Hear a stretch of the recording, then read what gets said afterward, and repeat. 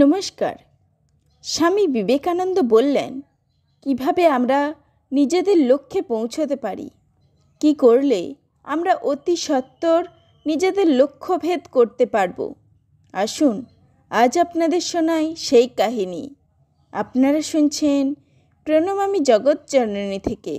এখানে নতুন হয়ে থাকলে সাবস্ক্রাইব করে বেল আইকন প্রেস করে রাখুন।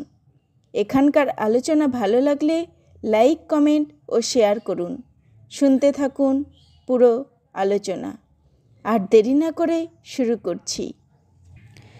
স্বামীজি যখন একান্তে থাকতেন তখন অনেক সময় মানুষের দুঃখ দুর্দশার কথা ভেবে অশ্রু বিসর্জন করতেন।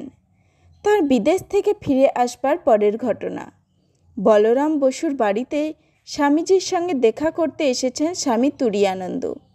তুরীয়ানন্দ দেখলেন গভীর চিন্তামগ্ন হয়ে স্বামীজি বারান্দায় পায়চারি করছেন। তিনি যে এসেছেন স্বামীজি তা টেরই পেলেন না। একটু পরে স্বামীজি চোখের জলে ভাসতে ভাসতে মীরাবাইয়ের একটি বিখ্যাত গান গুনগুন করে গাইতে লাগলেন। নিজের হাত দুখানিতে মুখ লুকিয়ে রেলিংয়ে ভর দিয়ে বিষাদ ভরে গাইছেন, দরদ না জানে কই, ঘায়ল কি ক্ষত ঘায়ল জানে আর না জানে কই।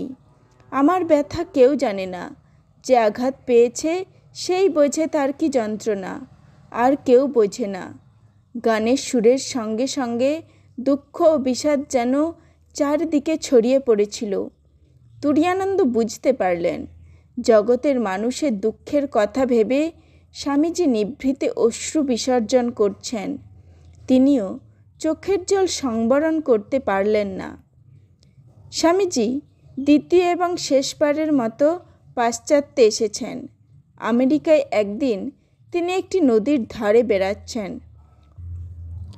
হঠাৎ চোখে পড়ল কয়েকটি যুবক সাঁকোর ওপর দাঁড়িয়ে জলে ভেসে থাকা কয়েকটা ডিমের খোলার দিকে গুলি ছুঁড়ছে। বারবার চেষ্টা করছে, কিন্তু একবারও পারছে না। দাঁড়িয়ে দেখতে দেখতে স্বামীজির মুখে মৃদু হাসি ফুটে উঠল। যুবকদের একজনের তা চোখে পড়ল। স্বামীজিকে চ্যালেঞ্জ করে সে বলল, কাজটা যতটা সহজ দেখাচ্ছে ততটা সহজ নয়, দেখি তো আপনি কেমন পারেন। স্বামীজি দ্বিরুক্তি না করে তাদের কাছ থেকে একটা বন্দুক নিলেন। তারপর পর 12টি খোলা গুলিবিদ্ধ করলেন। যুবকরা অবাক হয়ে গেল। তারা ভাবল ইনি নিশ্চয়ই বহুদিন ধরে বন্দুক ছুঁড়েছেন। স্বামীজি তাদের বললেন, তিনি এর আগে কখনোই বন্দুকে হাত দেননি। তিনি যে লক্ষ্যভেদ করতে পারলেন তার রহস্য হচ্ছে মনঃসংযম। জয় স্বামীজির জয়। আজ এই পর্যন্তই। ধন্যবাদ।